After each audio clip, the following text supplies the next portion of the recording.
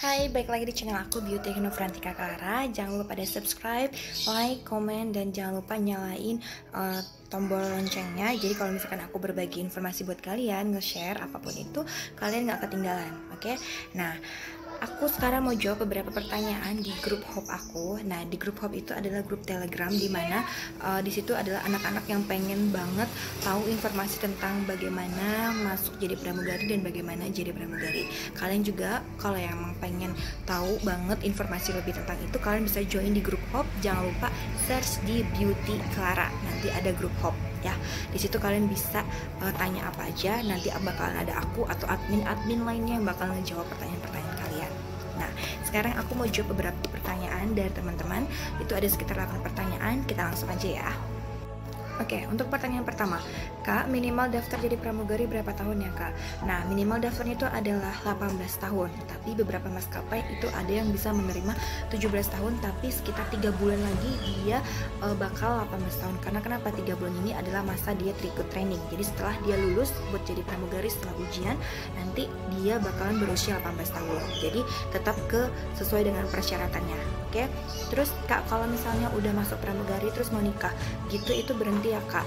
Nah, kalau misalkan baik lagi, kalau misalkan dia ada program hamil, dia mau hamil berarti dia otomatis berhenti. Tapi kalau misalkan dia masih belum ada program untuk hamil, berarti dia boleh melanjutkan sisa kontraknya sampai selesai, seperti itu. Terus kalau misalnya udah nikah, bisa lanjut kontrak lagi nggak, Kak? Boleh. Jadi kalau misalkan kita udah nikah, udah hamil, mau masuk lagi, boleh masuk. Itu namanya expired, kayak gitu. Oke, next. Syarat-syarat daftar jadi pramugari apa aja sih, Kak? Syarat-syaratnya pastiin kalian itu udah prepare dari diri kalian sendiri. Kalian prepare diri kalian sendiri, kalian prepare lagi dokumen-dokumennya. Nanti di setiap pada saat kalian mau mendaftar itu pasti ada persyaratannya apa-apa aja, mulai dari umur 18 tahun, terus bisa berbahasa Inggris, terus memiliki penampilan yang menarik. Penampilan menarik itu mulai dari pastiin bekas jerawat kalian itu udah bersih dan gak ada jerawat yang lagi meradang. Terus bekas-bekas luka itu pastiin udah dibersihin semua. Dan ingat, yang dicek itu adalah dari siku ke tangan sama dari lutut ke mata kaki, sampai sebatas bagian itu aja. Selebihnya itu kan bagian daerah tertutup kita, jadi yang nggak dicek sampai ke situnya. Oke. Terus pastikan juga sehat dan berkeluarga negara Indonesia juga pastinya. Terus berkelakuan baik ya.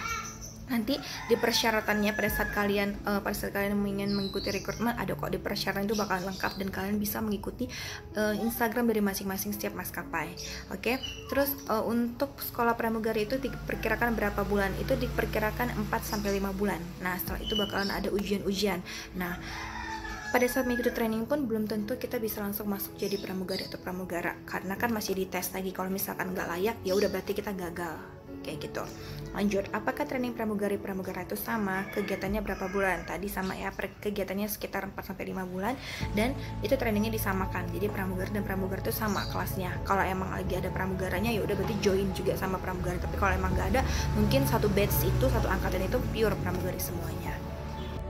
Oke, selanjutnya, tes psikologi itu contohnya menggambar bakat dan kepribadian kan, Kak? Ya, benar. Jadi dari situ nanti HRD yang bakalan menilai. Kalau misalkan kalian tanya sama aku, itu gimana cara penilainya, aku kurang tahu. Karena kan aku bukan bagian itu ya. Jadi aku cuman dulu mengikuti tes itu, ya udah aku cuman menggambar-gambar aja. Nanti pihak HRD-nya sendiri yang akan menentukan kalian bisa keterima atau enggak, kayak gitu. Terus Medex itu apa aja, Kak, yang dicek? Yang pertama itu bagian mata. Mata itu kalian akan dicek minusnya berapa. Nanti kalau misalkan kalian dicek, kalian harus pakai soft lens, jadi kalian harus bisa ngelihat tulisan yang ada di depan pada saat dicek. Terus nanti bagian telinga, apakah telinga kalian masih berfungsi dengan baik untuk mendengar suara-suara yang kecil banget seperti itu.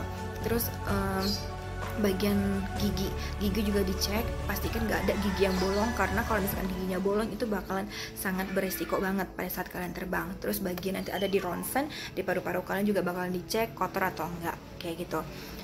Itu aja sih untuk bagian Medex. Dan pastikan ada juga yang tes urin sama tes darah. Kalau misalkan kayak darah rendah, paling kalian harus mengkonsumsi banyak-banyak buah.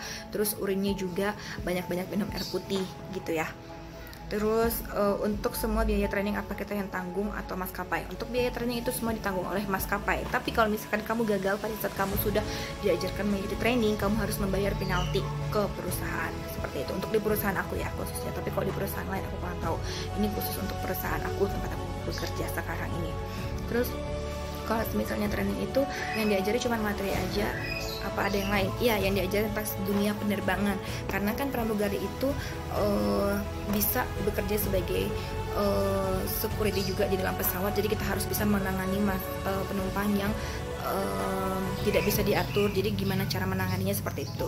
Terus kalau misalkan ada penumpang yang membutuhkan pertolongan lagi sakit, kita adalah orang pertama yang memberi pertolongan. Jadi yang kita berikan adalah pertolongan pertama, bukan untuk menyembuhkan pasien seperti itu. Terus apalagi kalau misalkan kayak ada